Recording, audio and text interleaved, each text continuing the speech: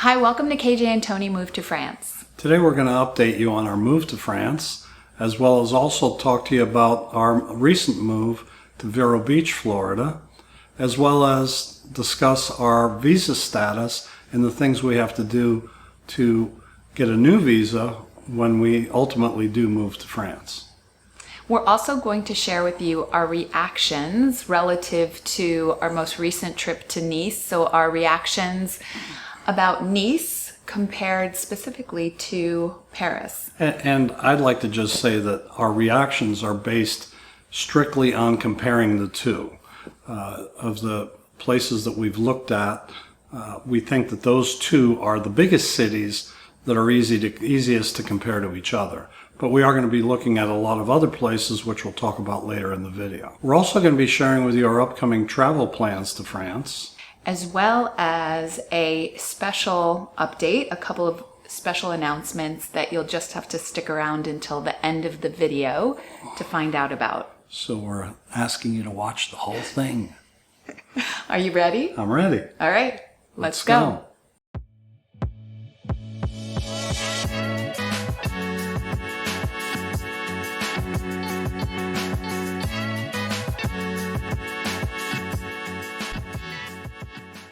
Let's start by talking about where we are right now.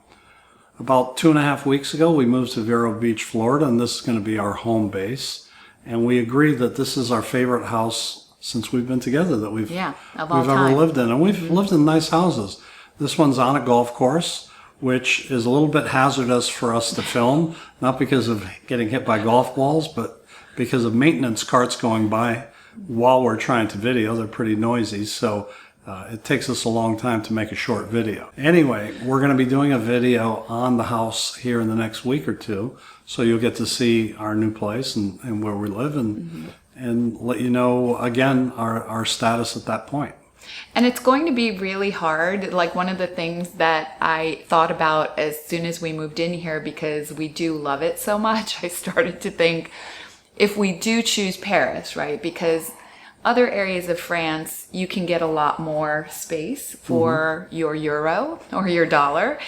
And since we have been seriously considering Paris as one of our top choices, we recognize that we're going to have to downsize considerably in terms of our living space. And we've heard that, we've experienced it ourselves, we've heard it from other people who are living there now, that it's a struggle, to adjust to living in a very small space. But is Paris worth it? That's the question. Yes, and you have to also think about, what you're walking into there. There's a lot of different things that we have to adjust to, like no air conditioning in most buildings, at least not in commercial, at least not in residential buildings. The fact that there are very few elevators. But on the other hand, there's a lot of great stuff there too, like the Seine and Notre Dame and the Champs-Élysées. And yes, even the Eiffel Tower, which I've heard some people writing some not so nice things about. I'm not sure why. It's beautiful. It is beautiful. And that leads right into what we're talking about next, which is our upcoming travel plans back to France. And the first being in October, we're going to Paris. We're going October 1st to October 15th, and we've already made specific plans both for us to enjoy, but also for us to make videos for you. And the first place is the top of the Eiffel Tower. Not the deck that's 3 stories or so off the ground, but all the way at the top to the restaurant. Which is the restaurant is not all the way to the top. There's the champagne bar that's like all the way to the top, but this is the next level to the top. Okay. It's the highest restaurant level. Okay, and I believe it's a 1-star Michelin, isn't it? I believe so. And it's very hard to get in. So hard that they don't even let you make a reservation unless it's within 3 months of when you are coming. Well, this is the way it works. When we were there last time, and we went to go book a reservation, we learned about the restaurant. Well, we knew about the restaurant before we went there because my parents had eaten there when they went to Paris many, many years ago. And we didn't have any idea that you would need a reservation so far in advance. So when we went to go book a reservation, there was nothing available. And so we were told at that time that you need to book your reservation like 3 months in advance. So when I attempted to first make the reservation, which was like 6 months in advance, it tells you on the website that you can't make a reservation until it's 3 months out. And then you have to really go back and continually check, because I did that. I noted it on my calendar as to when would be the soonest time that I could go in and book a reservation. And when I went in at that time, there were already reservations a few days that were booked up. So if you wait too long, you may not get a reservation during the time frame that you're visiting or traveling to France. There's also something else you need to know about that, and you really have to be prepared for this when you make the reservation. Have a credit card. Have a credit card that has a pretty high limit. You have to put a 500 euro deposit on your dinner to make the reservation. To make the reservation. Now, I'm not sure whether that's indicative of how expensive it is, or whether they don't want you walking out on their reservation because the reservations are so valuable and so many people want them. Well, and either way, we're going to let you know. We're Right. going to film our experience and let you know whether that 500 euros is worth it or not. I hope they'll let us film. We'll find out. Yeah. We're going to have to put a little camera in my tie or something. Anyway. So that's only one of several things we're going to do Yes. in October and that we're going to film. We're also going to the Palais Garnier Opera House. To an actual opera. Yeah, to an actual we booked opera. tickets to an actual opera. And I believe that's the premier opera house in Paris. And I have to tell you, I'm not an opera fan, but it's something I've wanted to do once my whole life. Yeah. And I'm Me really too. looking forward to it. So Yeah, neither of us have ever been, so we're really excited about that. And it says that the opera is in Italian and that it's translated into French and English. So I don't know how they do that, but it'll be interesting to find out and, of course, share it all with you. I wonder if they give us headphones as we walk in and ask us what language. I don't know, but speaking of language, we are working on our French. We just signed up for a new program through Lingoda, and I am really impressed so far. Tony hasn't started his classes yet, and that's one of the advantages of Lingoda, is that previously when we signed up for classes through another company, we booked them together and it had to be on a certain day, and there was a lot of scheduling conflicts in terms of being able to be there on that particular day at that particular time. And with Lingoda, and Lingoda is not sponsoring this video, by the way. They're not sponsoring it, but we're just sharing with you what we're utilizing right now, and we just started. And they offer so many different options relative to, you can sign up on Monday the next week you can do there's just so many options of different classes that are available, and then you can follow, of course, the progression of the levels. They're not paying for it, but they're getting the value of a commercial. So they're getting the value of the commercial, yes. And if you're interested in signing up for Lingoda yourself, we have a link below in the description if you'd like to click on that link. It is a commission-based link, so we do earn a commission based upon that. But I am super impressed, and I've only been doing this for a few weeks, and I plan to continue throughout until hopefully one day we become conversational at some point, hopefully. Okay. So moving on to a couple of more things that we'll be doing in October when we're in Paris. Right. We've been to the Seine River many, many times in our times in Paris. And we've been on some cruises. We've talked about the Battle Bus before that we recommend tremendously. It's especially if it's for a family, it's a bargain. But there's no food available on Battle Bus. We've wanted to take a cruise that has a dinner available to it. And in October, it should be nice and relatively warm, even though in wintertime, I think it was even okay because most of them are completely enclosed. But I'm looking forward to that. I really am. I am as well. So we're doing that.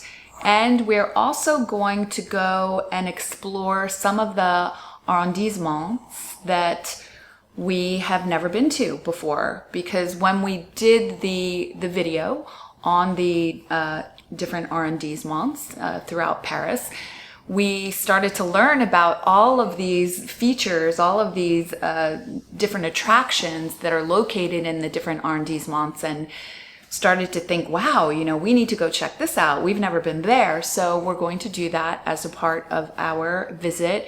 And also, if there's something that you would like us to check out, please leave a comment below and let us know, and we will do our best to go and check that out for you. We were thinking of maybe the catacombs as well. And also the graveyard. Would like to go to the graveyard. Oh, right, the cemetery. I can't remember the name of it. Where Jim Morrison is buried, and Yes. and a lot of Yes. famous French people through history. Yeah. So if there's a special place that you're interested in seeing, definitely let us know. And like I said, we'll do our best to go and film it for you. And then we're doing one other thing while we're in Paris on this trip, but we're not going to tell you yet. Yes. We'll tell you at the end. At the end of the video, we'll tell you what that is. So stick around. Okay, moving on to our next trip. We're going to be going on February 7th, I believe it is, to Lyon. And it's a part of France that we haven't explored. So we're going to be flying into Lyon, spending several days there, going from Lyon to Geneva. Although Geneva is not in France, It's not, but it's worth visiting. yeah, while we're there, we've heard how beautiful it is, so we're going to go to Geneva. And we're also going to go to a town called Chamonix. And it's in France, it's more known as Chamonix Mont Blanc. And it is at the foot of Mont Blanc, which is the tallest mountain in Europe. And Chamonix is also the home of the 1924 Winter Olympics. It's supposed to be a beautiful winter resort town, right virtually at the border of Switzerland. So we're going to go Lyon, Geneva, Chamonix, and then we're going to move on to places like Cotignac. Thank you, because you say that much better than I do. And then Toulouse. And we're not finished planning yet, but we're going to be there for 3 weeks. So we've got time to go to other places in that part of France, and I'm sure we'll find something more. And we may find at the beginning that we like Lyon so much that we end up going back to Lyon towards the end of the trip and spend another few days there. We'll see, but the goal of this trip is to explore more areas of France, not just, the south of France and Paris, which are honestly our two top options right now that we've been deciding between. But I think that, and Tony and I have talked about this, keeping our options open, like keeping an open mind, because we've heard of so many beautiful places in France. And of course, our viewers have given us suggestions on where to go and what we have to experience. And so we're trying to do that as much as we can before we make our actual decision as to where we're going to end up. Because this is important, this decision, as far as if you compare what we experienced the last time. I think a big part of the problem, which we talked about before, is that we had this vision of moving to France and taking our time to decide where we would end up. We would go and travel 3 months here, 3 months there. And the problem with that is that when you get your visa, so when you apply for your visa and you get your visa, once you arrive in France, you need to apply for a residency appointment. And so you need an address. And because we were moving around, it really makes a difference to know where you're going to end up, at least for a year, or if not, where you're going to live permanently, so that you can book the appointment at that prefecture, I think it's called, where, you then have to have an interview and where a physical, things like that. So it took Tony, I had already returned to the US, right, but it took 4 months. So February they contacted you, right, for your appointment, and you were already down south. I was already in Nice, and keep in mind we started in Paris and had 2 months in Versailles, and then I went to Nice. And yeah, it's important that you know where you're going to be for at least, I would say a year, but at least 6 months, because that's the period of time you're gonna get called. Or actually, it was via email; it wasn't called. So. And like I said, I had already returned to the U.S., so I never, not that I'm aware of, ever got a request to come in for an appointment. And now that we're on that topic, relative to visas, what is the current status of our visa? A lot of people have been asking us that question. And so I've done my research, and I've discovered that we need to apply for our visas all over again. You cannot come back to the US and because Tony never went in for his appointment with the prefecture, and of course, because I had already come back, I never had an appointment.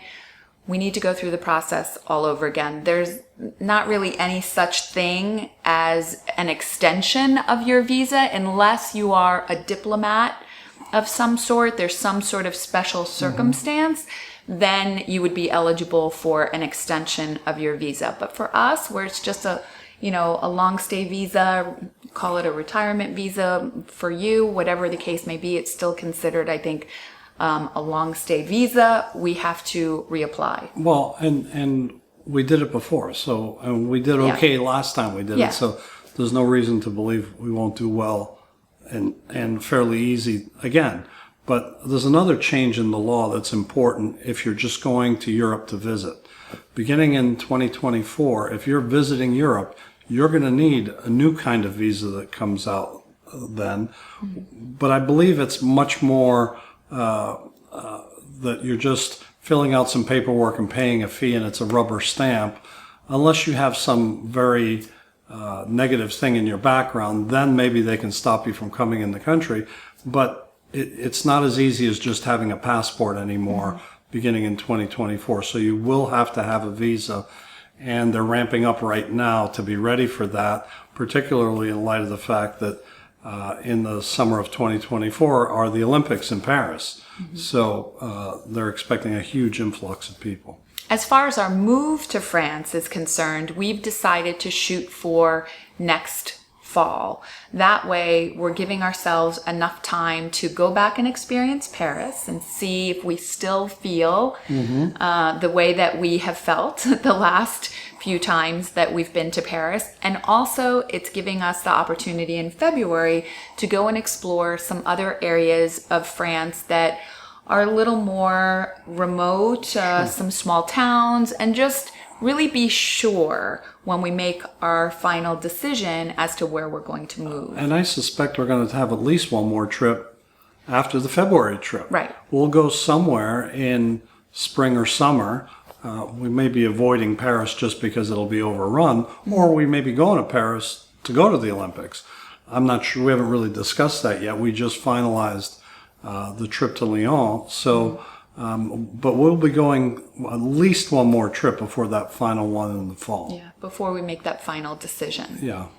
So now our reactions relative to Nice compared to Paris. And first I want to say that we're really not comparing apples to apples here.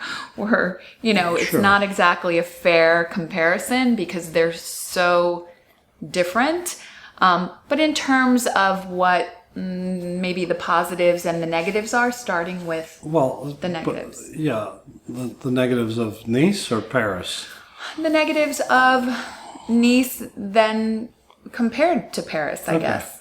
Well, Paris is Paris, right? So Nice is a beautiful, spectacular place. The winters are slightly better than Paris are. That's the big positive for me in comparison. I love the south of France. I love everything that's within not a long train ride.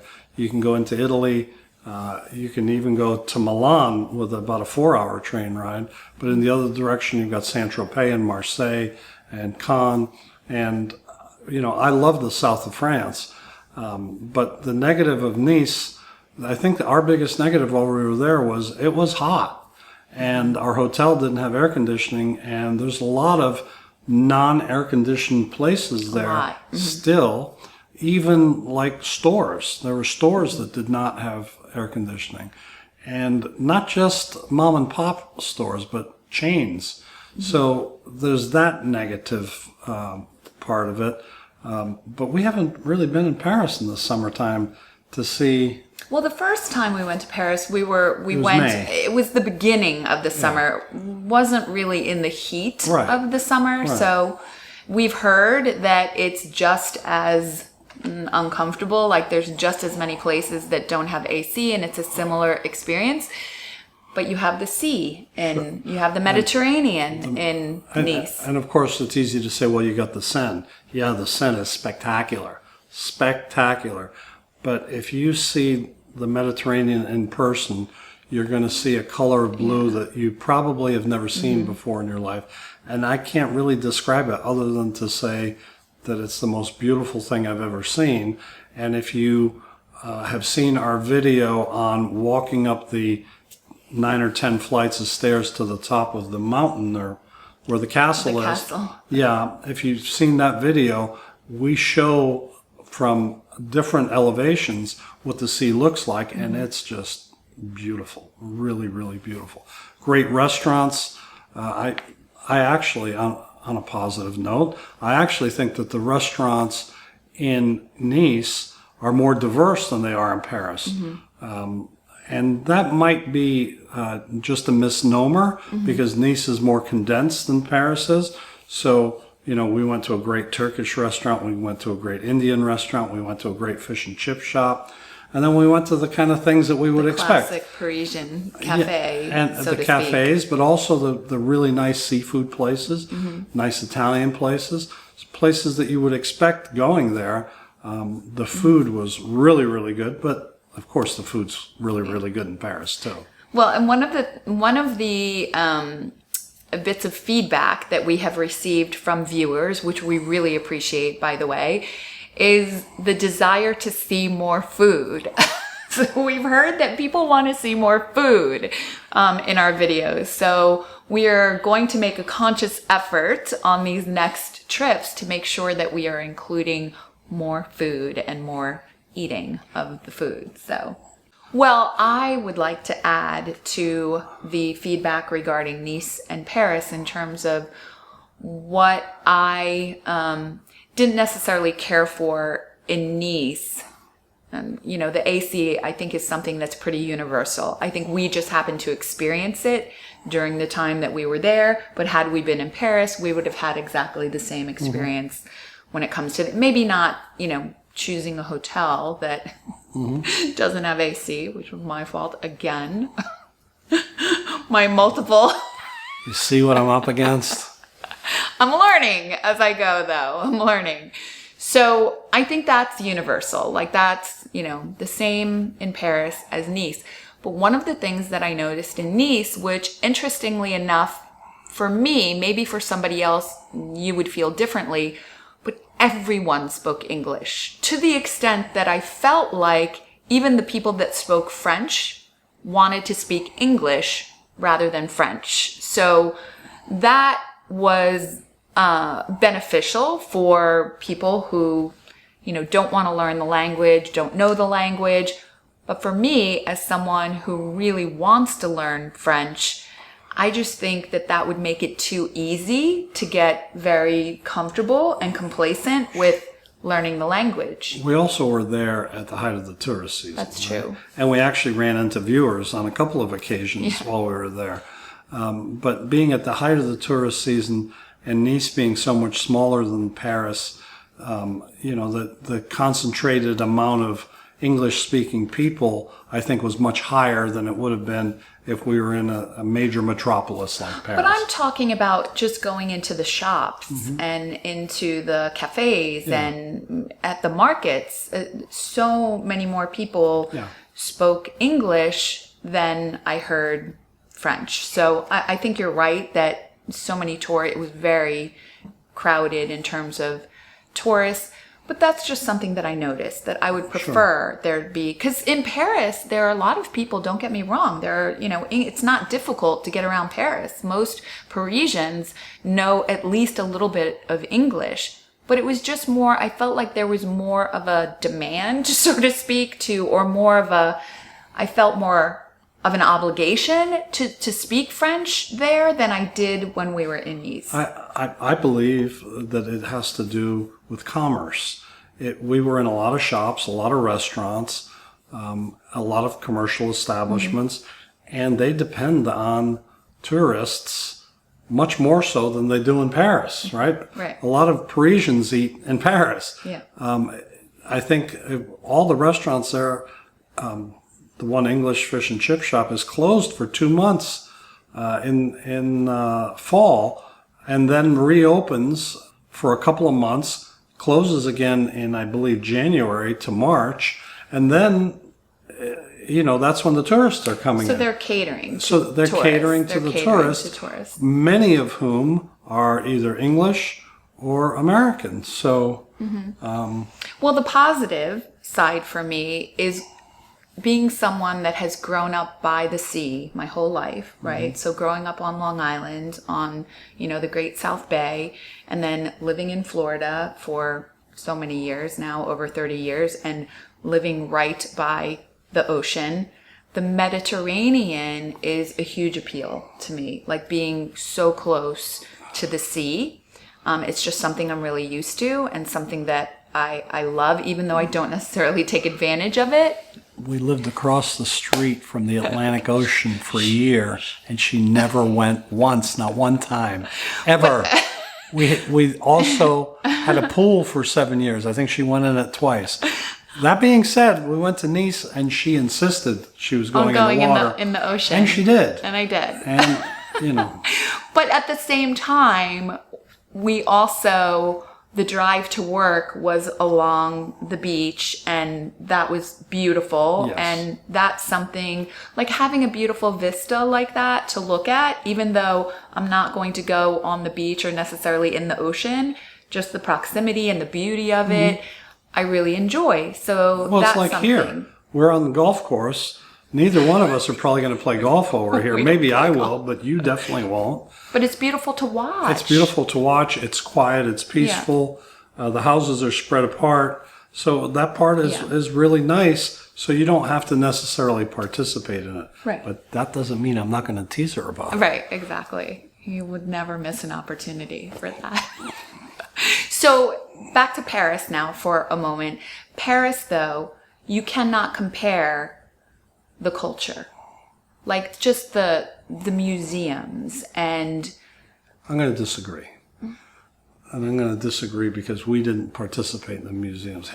You went to Henri Matisse Museum? Oh, no, in Nice, not in didn't. we didn't go to any museums Yeah, in Nice. You're right. We didn't go to the Henri Matisse Museum, which is like world renowned. He lived in Nice for, I believe, the last 40 years of his life. There are other famous museums there. Still, you're right that Paris has much, much, much, much more, but Nice is not bereft of culture. There's a lot of culture there. You're right. So what do we choose? We're not choosing anything yet, but I know we keep saying this. Paris is Paris. Paris is Paris. There's nothing like Paris. But I'm still not, there's still a little part of me that's like, I'm not sure if even it's Nice. I feel like we have to go and see these other places, and we might be blown away by one of these smaller towns. And one of them, Chamonix, is something we just came to know in the last several weeks. I have a relatively new friend who lives in Chamonix, and he told me a little bit about it being at the foot of Mont Blanc. And so I started doing some research, and I'm like, wow, this place looks like it'd be someplace. And by the way, a very high amount of English-speaking people there, and a whole English-speaking community. So yes. looking forward to all those places.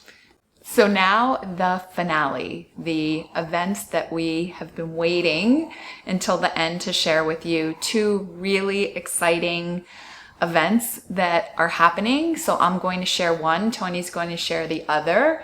So the first one is that we are interviewing Adrienne Leeds. She has agreed, and that's taking place in the next couple of weeks here. And she's agreed to allow us to interview her and pick her brain about buying and or renting properties in France. So we're really excited about that and super excited to bring that to you and share it with you. We're going to film it. And if you don't know who she is, she's a very prominent real estate broker in Paris and Nice. I believe she has homes in both places. She has homes in both places, but like all over France. Yeah. But we had dinner with her in Nice and got to know her a little bit and really enjoyed ourselves. And we're looking forward to whatever our final decision is to working with her to get our home. But also she just is a wealth of information. Yeah. So we're going to interview her, I think, in the next week, right? And looking forward to that. Yeah, and be sharing that with you. So we're going to be sharing, I think what's coming up next is we'll be sharing our home tour of our house here in Vero Beach, and then we'll be sharing our interview with Adrienne. But we have even another more exciting, well, maybe not more exciting, but pretty exciting. Pretty exciting because it involves Paris and Adrienne, both of those factors. So we're going to be speaking at her monthly coffee meeting, après-midi for American expats. And I'm not even sure what we're talking about yet. I don't even know if it's for specifically American expats. I know that she has a group of people that have worked with her, and she hosts it. So it's not just Americans. I think it's okay. But maybe we don't know. We're just really honored that she asked us to be there and to speak. So it's perfect timing. It's October 11th.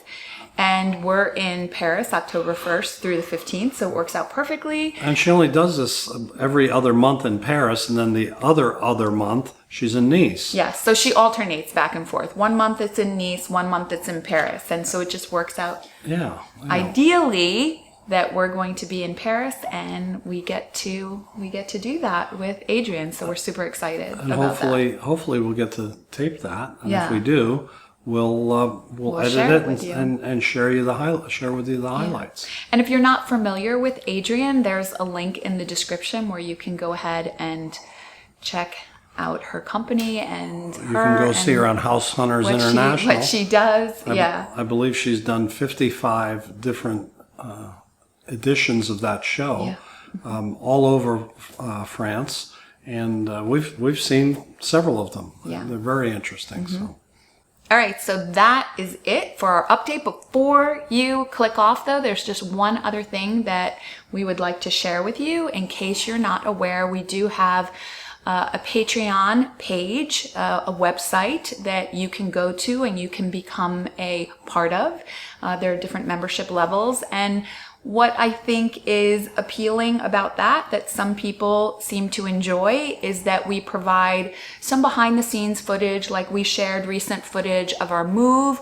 We also share with our patrons when we are traveling. They get in the moment, so to speak, videos that we're shooting, maybe not like live stream per se, but we share videos every single day with our patrons. One of the latest features of our patron membership is that we also purchase gifts on our travels, and we send them directly to our patrons to thank them for their support of our channels. So if that's something that you think you would be interested in, you can learn more about that through the link in the description. So that's it. Thank you for watching, and we'll see you next week. A bientôt. Bye. Au revoir.